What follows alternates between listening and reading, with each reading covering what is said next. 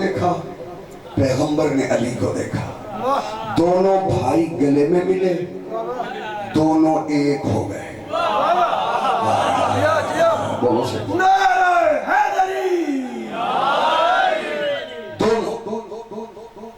ایک ہو گئے، یعنی محمد اور علی آپس میں ضم ہو گئے، آپس میں ضم ہو گئے، علی ضم ہو گئے ذات محمد میں۔ شاید کوئی آپ کو پریشان کرے کہ یہ پتہ نہیں شیرازی صاحب نے کہاں پڑھا ہے، اجازت دو میں آپ کو تھوڑا سا بتا دوں۔ یہ چادر میں کتنے تھے؟ 5۔ جاؤ کھولو حدیث کے ساتھ، السلام علیکہ یا جدی یا رسول اللہ۔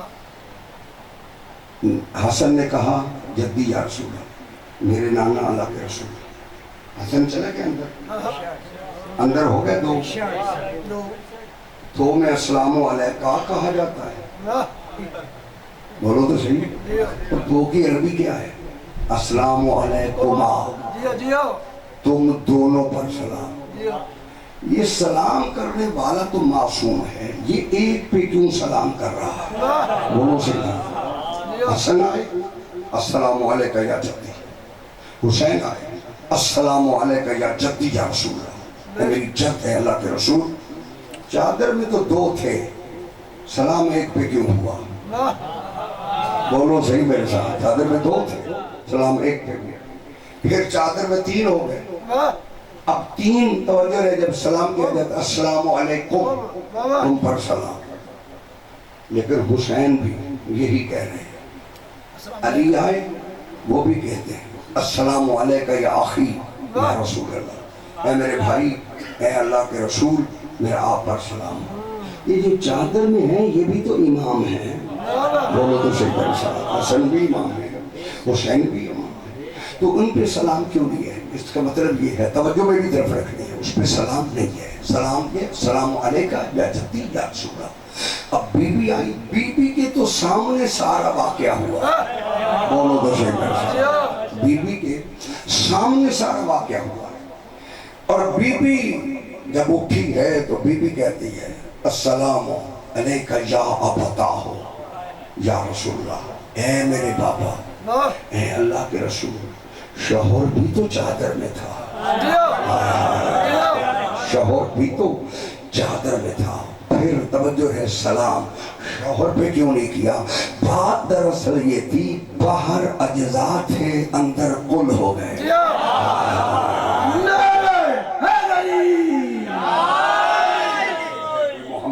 کوئی علی تھا، کوئی حسن تھا، کوئی حسین تھا، کوئی زہرا تھی، جب اندر گئے توجہ رہے حسین منی حسن منی انا وعلی من نور واحد الفاطمہ بسط منی، یہ سارے اجزائے رسالت تھے، جب اکٹھے ہو گئے اسی لیے سلام ایک پہ ہو رہا تھا کہ اندر سارے ضم ہو گئے تھے، توجہ رہے اندر سارے ایک ہو رہے تھے، اسی لیے جبریل کو بھی پوچھنا پڑا یا رب من حضرت تحت القصا، پروردگار یہ چادر کے نیچے کون ہے؟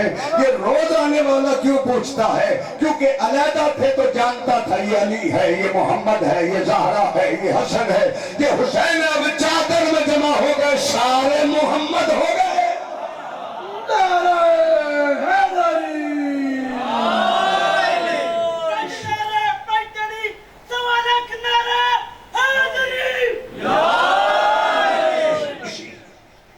کیونکہ آج تابوت برآمد ہونے شہزادوں کی، اجازت دو میں اس بی بی عالیہ کے 2 جملے فضائل کے پڑھنا چاہتا ہوں، جس کے شہزادے ہیں کائنات میں، یہ وہ بی بی ہے جسے ثانی زہرا کہا جاتا ہے۔ میں کسی بات کی طرف متوجہ کرنا چاہتا ہوں، توجہ میری طرف رکھنی ہے۔ بطول کا ثانی ہونا آسان نہیں ہے، بولو تو صحیح میرے ساتھ، کیونکہ ثانی اسے کہتے ہیں کہ وہ جس کا ثانی ہو اس کی ساری صفتیں اس میں موجود ہوں. بولو تو صحیح میرے ساتھ. اسی لیے یہ بی بی کو ثانی زہرا کہا جاتا ہے. اللہ جانے کتنی شان ہے سیدہ زینب عالیہ کی کہ جسے ثانی زہرا بھی کہا جاتا ہے.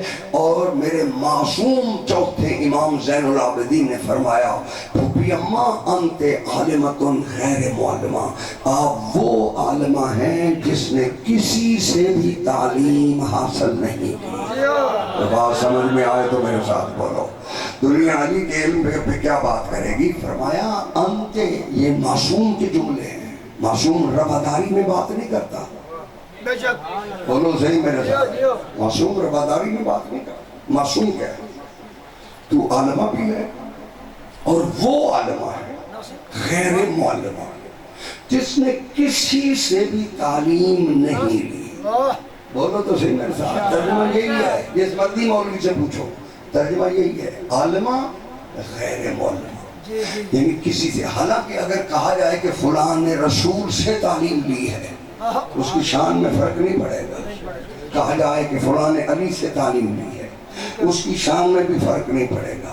مگر اللہ جانے وہ کتنی عالمہ فاضلہ ہے جسے زین العابدین جیسا امام کہہ رہا ہے کہ اتنی بڑی عالمہ ہے جسے نہ علی سے تعلیم کی ضرورت پڑی ہے نہ محمد سے تعلیم کی ضرورت پڑی ہے. اللہ نے ہی اس بی بی کو عالمہ غیر معلمہ بنا کر بھیجا ہے. چلو میں اور آسان کرتا ہوں. جب بی بی آئی ہے گھر میں پنجتن پاک موجود تھے.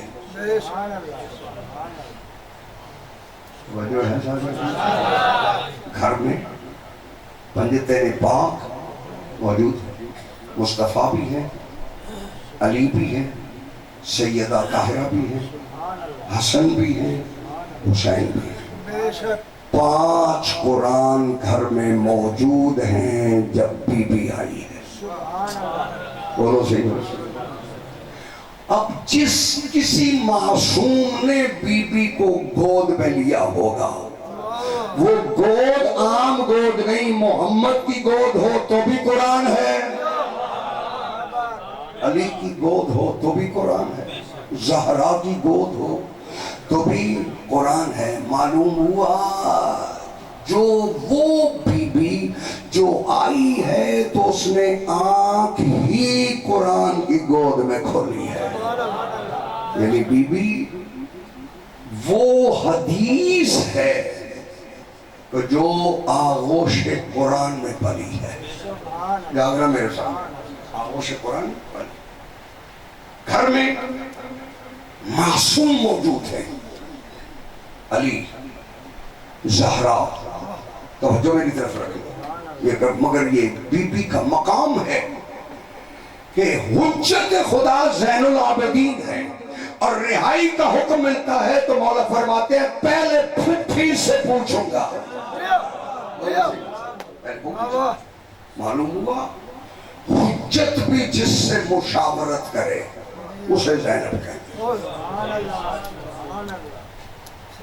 یہ باپ پیغمبر اکرم جب تشریف لائی، پتہ چلا کہ گھر میں سیدہ تشریف لائی، ثانی زہرا آئے رسول. اب یہ روایت ام فضل کی ہے. پہلے جب حسن آئے تھے تو بھی رسول آئے تھے، حسین آئے تھے تو بھی رسول آئے تھے. ام فضل کہتی ہیں کہ اب جب بی بی آئی ہے تو جناب رسالت مآب تشریف لائے. انداز کچھ بدلا ہوا تھا کہ پہلے آئے تھے حسن و حسین پہ خوش تھے، آج آئے ہیں آنکھوں میں آنسو ہیں. پیغمبر نے جب بی بی کو دیکھا ہے تو آنکھوں میں آنسو تھے. اب ام فضل کہتی ہے کہ میں احترام میں نہیں پوچھ سکی کہ مولا آپ کی آنکھوں میں آنسو کیوں ہیں، لیکن پھر پتا چلا آنکھوں کی وجہ یہ ہے کہ جب محمد نے دیکھا بازار کوفہ بھی یاد آ گیا ہوگا، بازار شام بھی یاد آ گیا. عزادارو اسی میرے پاک پیغمبر نے اس بی بی کا نام رکھا زینب. زینب کا مطلب کیا ہے؟ زینن لأب، وہ بی بی جو اپنے باپ کے لیے بھی زینت ہو. سمجھیں گے کہ جملہ تو میں کہنے لگا ہوں. زینب نام کس نے رکھا؟ پاک پیغمبر. اور مطلب کیا ہے؟ زینن لأب، اپنے باپ کے لیے زینت. باپ کون ہے؟ بدر کی زینت ہے تو باپ، احد کی زینت ہے تو باپ، خیبر کی زینت ہے تو باپ، خندق کی زینت ہے تو باپ. بولو سے میرے ساتھ. قرآن کی زینت ہے تو باپ، علم کی زینت ہے تو علی. بجاگنا میرے ساتھ. علم کی زینت بھی علی، حدیث کی زینت بھی علی، تفسیر کی زینت بھی علی، کعبے کی زینت بھی علی، کعبہ قوسین کی زینت بھی علی. کائنات کی ہر فضیلت کی زینت علی ہے، اور علی کی زینت زینب ہے. بس اللہ تعالیٰ یہ وہ بیٹی ہے کہ جس نے اپنی نسل حسین پر قربان کی. شب عاشور ہر بی بی اپنی قربانی کو سامنے بٹھا کے ہر ماں یہی کہہ رہی تھی، اکبر کل قربانی کا دن ہے، میری لاج رکھنا. قاسم کی ماں قاسم سے کہہ رہی تھی، کل قربانی کا دن ہے قاسم میری لاج رکھنا. ہر بی بی اپنی اپنی قربانی کو ساری رات تیار کرتی رہی ہے. کیونکہ شب عاشور جب حسین گئے ہیں خیموں میں تو حسین نے ہر ماں کو دیکھا، وہ اپنی اپنی قربانی کو. اصغر کی ماں زمین پہ لٹا کے کہتی ہے، اصغر اکبر کی موجودگی میں تو حسین زخمی نہیں ہوئے، مگر یاد رکھنا تیری موجودگی میں حسین زخمی ہوا تو میں دودھ نہیں بخشوں گی. ہر ماں اپنی اپنی قربانی کو تیار کر رہی ہے. جب حسین آئے نا بی بی عالیہ کے خیمے میں، عالیہ اپنے دونوں شہزادوں کو بٹھا کے تیار کر رہی ہے. دیکھ کے کہتی ہے، بیٹا تم جانتے ہو نا کل جنگ ہوگی. سن لیں تو جملے، کل جنگ ہوگی. دیکھ کے کہا، ماں ہم جانتے ہیں کل جنگ ہوگی، مگر اماں تجھے کس بات کی فکر ہے؟ جنگ ہوگی، ہم جعفر طیار کے پوتے ہیں، ہم حیدر کرار کے پوتے ہیں، ہماری رگوں میں علی کا خون ہے.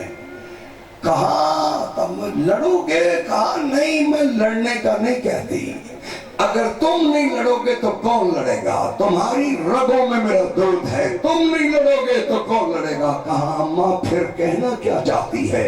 اماں دیکھ کے کہتی ہے، میرا بیٹا جب لڑتے لڑتے تمہارا قبضہ نہر فرات پہ ہو جائے پھر پانی نہیں پینا، فرات سے پیاسے نکل آنا، کیونکہ آج حسین کا اصغر بھی پیاسا ہے، حسین کی سکینہ بھی پیاسی ہے. یہ درس تھا ماں کا جو درس دے رہی تھی. عزادارو یہ درس دیا بی بی نے. صبح ہوئی شہزادے تیار ہوئے. بس دو جملے سن لو. صبح ہوئی شہزادے تیار ہوئے. اتنے کم سن تھے کہ امام حسین نے خود گھوڑے کی زین پہ بٹھایا. عزادارو کچھ شہزادے ایسے ہیں جنہیں حسین نے خود بٹھایا ہے.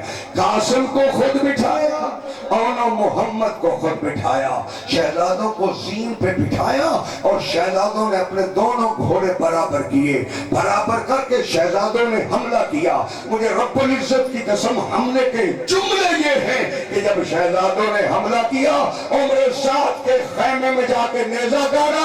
فوج بھاگ رہی تھی اور بتا رہے تھے ہم جعفر طیار کے پوتے ہیں. بس عزادارو ادھر شہزادے چلے، چاروں طرف سے تیر انداز کھڑے ہیں. جب ایک سائڈ زخمی ہو گئی نا تینوں سے، شہزادوں نے گھوڑوں کو موڑا، پھر دوسری طرف تیر لگے. جب تیر لگے نا شہزادے کم سن اتنے تھے کہ جب گھوڑے کی زین سے اترے ہیں، کسی نے حسین کو یاد کیا تھا اکبر میں، کسی نے عباس کو یاد کیا، مگر یہ اتنے چھوٹے شہزادے تھے، دیکھ کے کہتے اماں ہم گر گئے، اماں ہم گھوڑوں کی زین سے گر گئے ہیں۔ بس عزادارو ادھر یہ حسین کو سلام کیا، حسین چلے لاش اٹھانے کے لیے، مگر آج بھی جو زیارت کر کے آئے ہو، ایک شہزادہ لڑتے لڑتے اتنا دور گرا ہے کہ حسین اس کی لاش کو بھی نہیں لا سکے۔